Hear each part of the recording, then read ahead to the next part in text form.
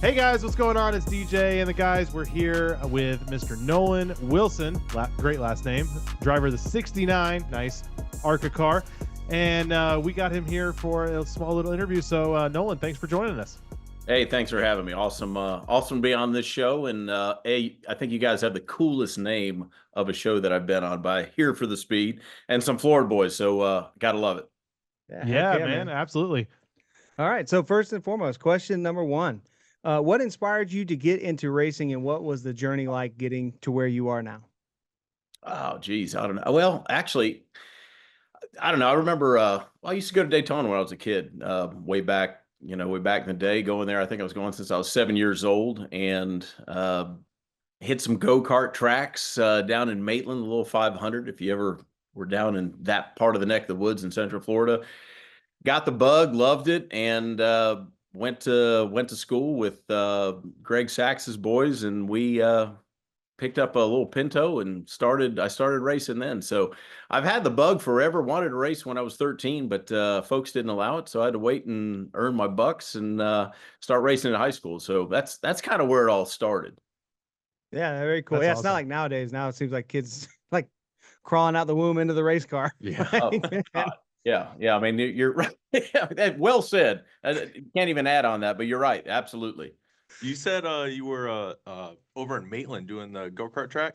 Yeah. I believe it's still there. I drive by it every once in a blue moon. I think it's like I can't remember the name, but it's like a little road course over there, right on the main road. Is that the one you're talking about? Right on 1792 in Castleberry, where Castleberry meets Maitland. The little 500. It finally made news in the last year where it finally shut down. Yeah. It's still there, but it did finally shut down. That place has been around since 70s, maybe at least 80s. I mean, it's been around that was like same owners. It's a legendary landmark there. And it's never changed. It's kind of cool. Yeah, I'm like, you said that you were over Maitland. I'm like, man, I've driven by that a ton. That's awesome. Like, it's still there. I'm like, man, what it would be to open it back up again. That would be great. Refurbish it a little bit. That'd be fun. Oh yeah, no, we could certainly get in trouble out there. Oh yeah, way too much. We're way too competitive. All right. So the next question, who has been your biggest influence in racing, growing up, and then maybe, who you're looking towards now? Who's maybe mentoring you now, in your current racing career? I mean, that's pretty easy. I don't know. I mean, back in the day, I was a Earnhardt fan. I mean, that was always the Black Three was my man. Yeah, there you go. I mean, I was always an Earnhardt guy. That was my guy. And never really followed or could say I never had another driver on the circuit since then that I could say that's who I'm for. Right now, of course, Jerry Nadeau, who's working with me, he's a good buddy of mine now for years, who's working with me. We're doing a lot of work together on and off at the track. He's been the biggest supporter and mentor right now. So I'd say Jerry's been top of the board right now, helping me out. And, he's been such a huge help in so many ways. And when we started talking about this several months back, I thought in my head, man, this would be really great. The all laps that Jerry's had out at Daytona, the speedways, with all the starts he's had, near 200 starts. But there has been so many more ways that he's been helpful at the track, off the track, from the mental aspect to the things to think about, expect from even car setup, comfort, seats, things that you want to add, safety items in the car. And, he's got so much knowledge to share. He's been a huge asset and also a great friend. So it's been a lot of fun having that journey with him. Yeah, that's very, very cool. That's cool. So speaking of that, you work with him now currently, or work together. You guys, did he go with you to the Arca test last? He did. Oh yeah. Yep. He cool. Came down here Wednesday, spent both days with us out there at the test, and he was invaluable. He was great. And Jerry, back in the day, he used to do spotting back in the day, and we needed a spotter for ended up getting my buddy Rod Butcher, who'd spotted for me in the Dash Series back in the day, put him up there. And I really wanted Jerry to be down there in the garage so we could have that time to converse in between runs, talk about draft, line, just all sorts of things, just the car in general, how it's handling. Of course, we're you know, we got Bill Kimmel, Will, that, you know, own the team, you know, working with those guys. But, you know, they got a lot on their plate. They had the 68 there. They also had another car that they brought testing. So it was just great to have somebody that was always there and be able to talk with his experience in between runs. So real valuable to have Jerry there. Yeah, very cool. Yeah. What are some of your takeaways from the Arca test as a whole? Nothing but positive, you know, and you kind of I've watched enough clips and heard enough of drivers at this point, and most people say they walk away saying, "Hey, we got a positive test." So it sounds a little cliched, but I will say this: after 22 years being removed from running around Daytona, and the last time was in a V6 dash car, it was all positive. It felt comfortable. It felt just great to get back out there. The first couple laps, shaking off the rust, getting the car up to speed, and we had to make a few handling adjustments. The car was really tight the first run out, but it really was good. The car felt really good. Kimmel's brought a good piece. We had some good individual speed. We didn't do a lot of pack drafting. We did a couple 4-car drafts, and a lot of those times that you're seeing on the board are when you're getting the 6, and occasionally they say 6 is all you can have out there, but they ran. We've seen a couple where they had a little 6 with a couple 2 trailing to where they're clicking some times off. We didn't get a chance to do that, which is fine, but the car had some really good speed. We made some shock adjustments for day 2 and improved the car even more to where we were running sometimes in a 2-car draft what we were running in a 4-car draft the day prior. So the bottom line, Daytona, it's a handling track. Yeah, you want it to be slick. You know, you want the thing, you know, to be super sleek and be as fast as you can by itself. You know, it's not. This car is not as slick as some of them out there. They're not wind tunneled. You know, we're not. These aren't Gibbs cars that are rolling straight out of the wind tunnel to Daytona. You know, we know that. The Kimmels know that. But the car sucks up. It drafts well. It's got some, and it handles well. So, yeah, we're really happy with what we got, and looking forward to get back out there and getting a pack and go through that field. So, yeah, we're feeling good about it. That's awesome. Really confident. Yeah. So we were taking a look at the car, right? And I noticed the front end was gray in some of the photos you guys were posting online. I know you have Decisely coming on in. Are you guys going to rewrap it, or what's going on with that? Any ideas from like the shop side? Yeah. So we left. Basically, the thing was primered in the front.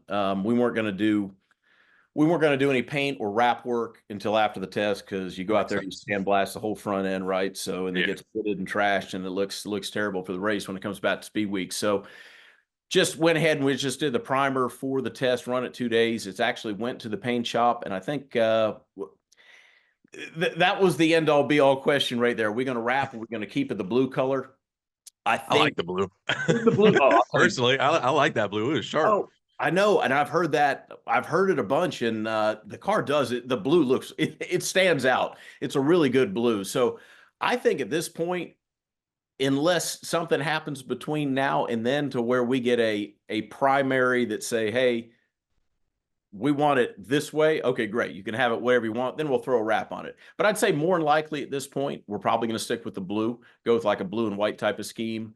And get, of course, we're going to slap, you know, Decisely on it and get out there and run. So yeah, I had a question for you. I'm not really sure, but maybe you can answer for me. Where's the Kimmel Racing Shop located? Is it here or is it North Carolina? Actually, Clarksville, Indiana. So okay, out it just to better locate 15 minutes from Louisville Airport. So right across the border from Kentucky into Indiana. They got the shop up there. Very cool. So from now, post Arca test until Daytona, which is a handful of weeks away, what happens with this car besides a wrap or paint or whatever? You know, obviously the sponsorship stuff. Like what other things can you guys do after this Arca test to try to prepare for Daytona anymore? I know we have a practice session in Daytona where maybe you have an opportunity to maybe put something different in and maybe try something. But you know, what does that look like for you guys? Typically right now we're ahead of the game, knowing that leaving the test, we didn't have any issues, which is number one. So nothing mechanical, car handled well, speed was there, drafting was there. So the check marks in all those categories. So there really isn't going to be much in terms of let's say fine tuning. It's going to be more of, yeah, body shop, decals, graphics, wrap, whatever have you. And then it's going to be nut and bolting, fluids, double checking, going over things, basically making sure everything is the way it needs to be. I mean, they go through and basically turn every nut and bolt, make sure everything's tight, change fluids out, and just get it prepared to get back to on the hauler and come down for speed weeks. Yeah, and speed weeks now is so much different at Daytona than what it used to be. To where you remember, guys, it used to last. It was stretched out. So things are condensed a lot more. So I don't care whether you're, trucks or Xfinity or Arca, even Cup, it's all been trimmed down to what you're able to do. So when you show up, you kind of pretty much got to be ready to roll. So that 50-minute practice we have on Thursday is going to be go out there, shake it down, make sure everything is what we remembered from the test, and really get it ready for qualifying. So yeah, there isn't going to be a whole lot, if anything, in terms of new things, new adjustments. It'll be more fine tuning and making sure everything is set up the way it needs to be and ready to qualify. And then really, I believe you're impounding and then you're ready to race or qualify the race. Yeah. Awesome. Thank you. That's a great answer. Question about sponsorship. So you have Decisely Insurance coming on. What other partners you guys have bringing? What other partners are you bringing to Daytona? Nucleus Events, logistics company that does automotive events. Also, Night Operations, a trucking logistics company as well too. We've got those guys on, and we're going to be announcing another sponsor we're bringing on, which is I might as well just name them now, but they're going to come on as a sponsor, Heart and Soil, that are pretty awesome, awesome group. They make. I haven't even talked about them, so I wasn't even prepared for it, but I wanted to mention. But they make some awesome supplements. Breaking news. They're pretty cool. This is different. So they're out of Austin, Texas, and they some of their supplements that they make, it's all natural. It's made out of organs, so it's like ground up cattle organs, heart, testicles, nuts, liver, stuff like this. I mean, yeah. No, the stuff I've been taking these now for several months. Hey, I've been using this stuff. It's been great. I mean, there's a lot of iron, a lot of good things in it, energy, no brain fog, pretty cool. So yeah, Heart and Soil, awesome group. And where else would they should be out of Austin, Texas, if they're grinding up cattle organs, right? I mean, it's that's a very perfect area for them. No, it's perfect. Yeah. So we got those guys on board, which is going to be pretty cool. But having said that, we are still out there, companies out there looking to get on Fox for the first time ever for an Arca race at Daytona.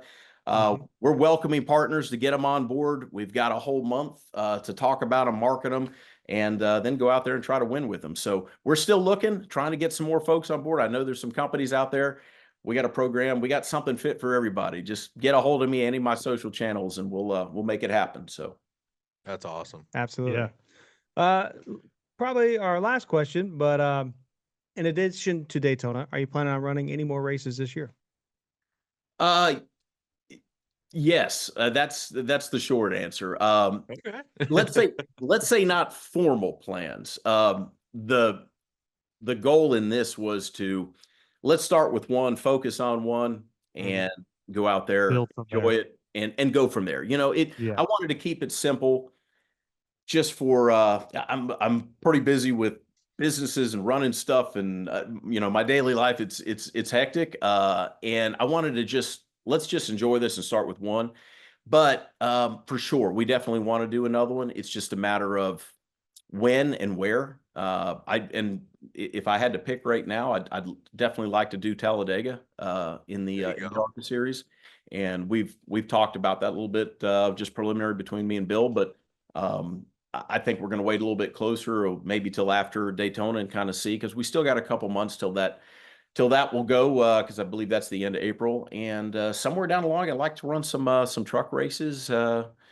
Maybe later this year as well too. So there's a bunch of stuff that we'd like to do. I just want to kind of take it at a pace that we can focus on it, give it the full amount of attention that it deserves, because all of it deserves that, and enjoy it and have fun with it, and because it's a fun sport, man. It's I don't care whether you're ripping beers and grilling and sitting in the stands, or whether you're putting lug nuts on wheels, you know, you're behind the wheel. It's a fun sport, and I want to enjoy all of it. So, okay, so you got a chance to obviously drive. There's a lot of news going around with the different drivers and stuff like that that are going to be in, or attempting to go through the Arca and everything like that this race. Sure.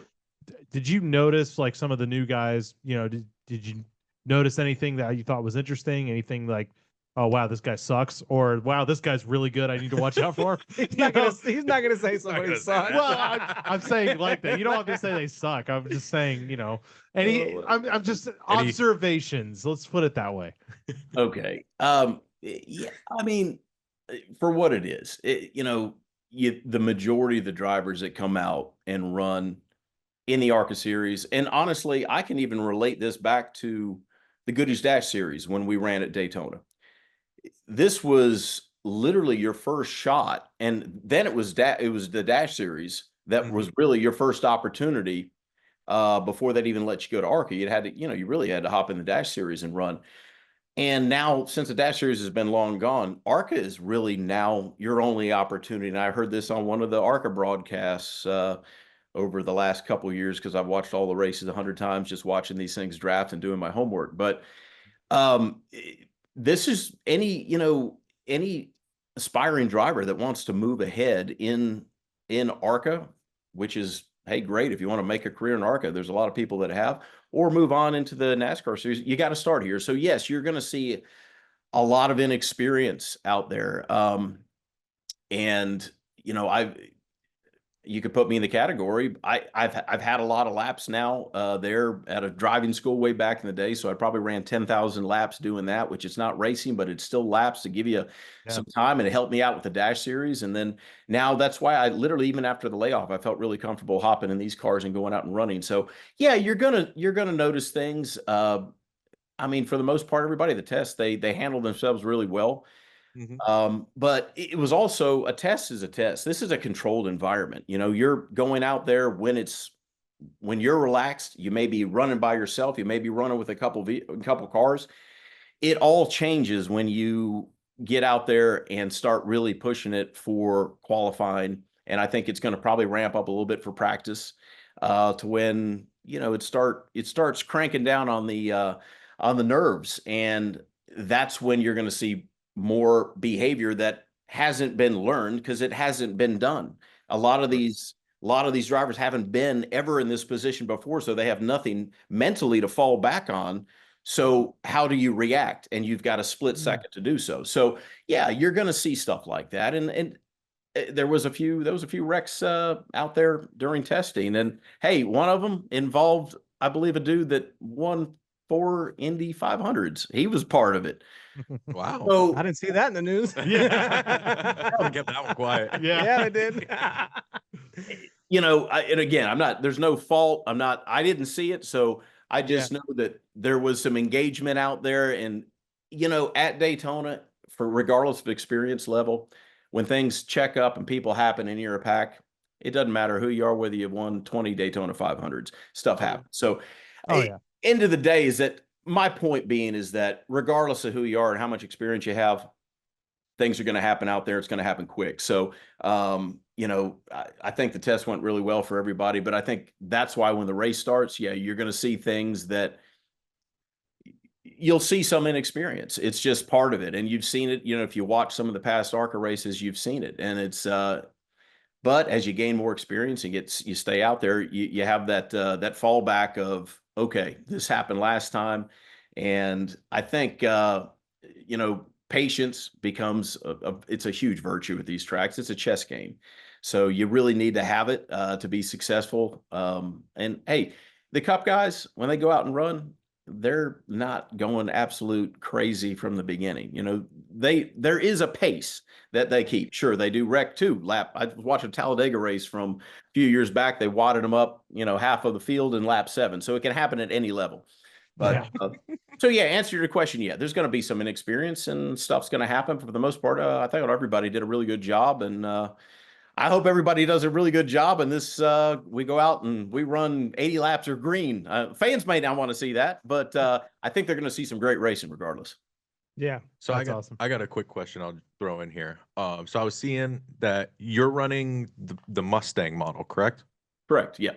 And your teammate in the 68, he's running the Fusion model. Is there a reason behind that? Is there any kind of advantage? I guess I just don't know. Looking from the outside in.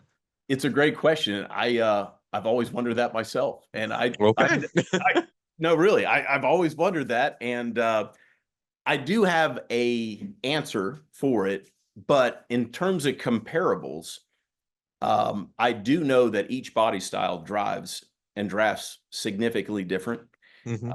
I've only been in the Mustang body. Haven't driven the Fusion in the Arca car or the Chevy or the Camry. So I know they do suck up and drive differently in terms of straightaway speeds, going into the corner, how they handle things like that. You can definitely feel the difference.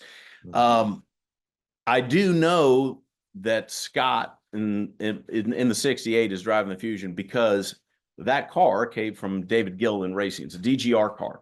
And they didn't have a Mustang when they were operating. So it had the Fusion body on it, and that's how it came. It basically came, and Will, on some of his videos on Kimmel Racing, was even talking about that, how that came basically straight from them, and they didn't really do too much to it. That's cool. They know more about it than me, but that's the best answer. But no, it's a great question because I've always wondered, there's Fusions and there's Mustangs. I was like, they're geniuses. know. They're taking two different body styles, seeing which one runs the best, and they're just gonna swap that sucker 2 weeks before. No, it's in Arca's a little different. They don't have just let's say not all the teams have the manufactured requirements. I mean, obviously Gibbs, Venturini with Toyota. You got Pinnacle with Chevy, but there's some teams out there that don't really rely on the support or have support from manufacturers. So I know teams that have a Camry, have a Ford, have a Chevy, right? So no, those are great questions, and I'd be curious to see numbers or how it performs different, or but in my mind, I know I'm driving the Mustang. Nothing's changing with that, so I'm just going to drive the Mustang and drive the hell out of it. For it. Yeah, makes sense. Yeah, you guys come to the race? You yeah. Yeah. So DJ's not going to make I it, won't but be we haven't missed it in like 10 years. Yep. We come down. We camp all 10 days. If you've been to the Arca race before, anything but the 500 isn't heavily populated. We're going to have more people and supporters for the 69 car up in turn 4, section 308. Get up there and party with us. All right. I mean, they'll welcome you with open arms. Get up there, tell them who you are. We're going to have a whole group up there, and I'm talking not just from the U.S., Australia, Europe, all over the country. Oh, wow. We're going to have a big party going in turn 4. So if you're at the race, come party with us up there. We might have to find our way over there. We'll be there. Absolutely. Yeah. When do you get down there for Daytona? Good news is I'm like 35. Yeah, you're right down the road. Now. You probably go home overnight. You don't even stay, do you? Oh no. We just drive up, which is really cool. That's nice. Straight shot, either up. I take the back way up past 415 and past my old stomping grounds at New Smyrna Speedway, or take I-4. So no, we'll probably roll up, get our credentials on Wednesday, the day before, and then just come back and got our practice Thursday. And yeah, it's like we go to the track each day I got probably a meeting or two, and then you get on track for about 50 minutes, and then you got, I think qualifying is going to last 4 minutes for us because we're doing these group qualifyings, which I haven't seen how it works out yet. Well, that could be fun. I miss single car, but there are. Yeah, I wish they did. Yeah, well, there's good and bad. Now with my car, I want to be tucked behind somebody. Yeah, it's not one that is really going to be as slick to be a leader, to where I can suck up and draft, and we're going to be a lot faster time. Exactly. Yeah. And we got a chance of qualifying better than so there's mixed emotions about it. So so it's a little risky. Like we always watch, and then you'll see them roll out of pit road because we camp in turn 1, and you'll see the guy, 4 or 5 cars, whatever it is, I can't remember, but the guy third in line, all of a sudden he just doesn't get through the gears good and just kills the whole line. Yeah. And it's like, but it'd be like you'll have 3 really fast cars and 2 not fast cars, and the 3 pull away and leave the 2, and you're like, but then they hurt because they pulled away, but then the 2 can't. Like it's a little treacherous. Like you got to be like the right group, and everybody's got to hit their marks. I think you probably only get 3 or 4 laps, maybe tops. Yeah, it's only a couple laps. Yeah, yeah, it's gotta be quick. So the tough part is making sure, even if you have 5, I think it's 5 cars, I think it is, but even if your tail guy can't keep with the draft, because I think it's a draw, right? I believe it's a draw. it is. It's random. Yeah, you don't know who you're getting. So if that you could have the 4 best cars, but that last guy falls off, it hurts the whole group. That's the tough part. That's the part of me. I'm like, I wish it was single car, because you'll see somebody that comes in with a great car, but if he's with people that are not good, they'll qualify in the back. The beginning of the race should be a little interesting with all the shuffling around, because there'll be good cars back. Yeah. It's always like that. First couple laps are pretty exciting. Yeah. No, that's for sure. Well, last year's night race, it was too exciting because they wadded up about half of them about 5 laps in. But it was a wild race. Yeah, no, for sure. You never know though, because like you're saying, I mean, they wrecked a whole bunch of them, and then what was it, Talladega? They ran green almost the whole race. Yeah, they did. No matter race too. It was the whole thing. You're absolutely right. It looked like a 70s, like a 60s, 70s, like super speedway. Like they were all the way around the track. I remember. Yeah. I think it was minus the competition yellow for the pit stops. I think it went full green. I think so. And that track is having the width, to be able to run comfortably 3 wide. It just gives you so much more space to not have to do moves. And one thing you notice in Arca, you watch the Xfinity and Cup, you watch how people in the draft, they keep doing this because of they're not sure if they're comfortable to stay behind. And then I'm thinking, by the same token, and I've watched all the races, this is what the propensity of the cars in the train to be doing, to where you really want to get down on these cars in the corner to get a little side draft and get through the corner. But if they're doing this and you're coming down, there's going to be a lot of sketchiness that it's kind of, I don't know. So it's going to be a lot of play it by ear during the race to see how that works out. But I have a friend of mine. He's going, it's crazy. This guy, he's never been to a race ever. Never been. A buddy of his that he knows is giving him hot passes for the Cup Series for Speed Weeks. I'm like, I don't know how you got that lucky draw, but whatever. But the good news is we're friends, and he's like, I'll go, but I need a +1, so he's giving 1 to me too. So that's perfect. Cool. So if you meet Chris Stapleton, I'm gonna be really mad. He just announced he's running with Junior. Yeah, I'm like, golly, man. But so we'll come by the garage and come say hi for sure. No, do it for sure. And I know Nadu and I are going to bounce over to we'll be over in between the Cup garages, in between when there's any Arca stuff going on. We're going to go over there. There's a bunch of people over at Hendricks and everybody he wants to go see. And I mean, he knew half the garage area, the Arca series. We're at the test. So it was really cool. He hasn't been back. I mean, his wreck was in 03 and he hasn't been back to Daytona since then. So this was so cool to see him.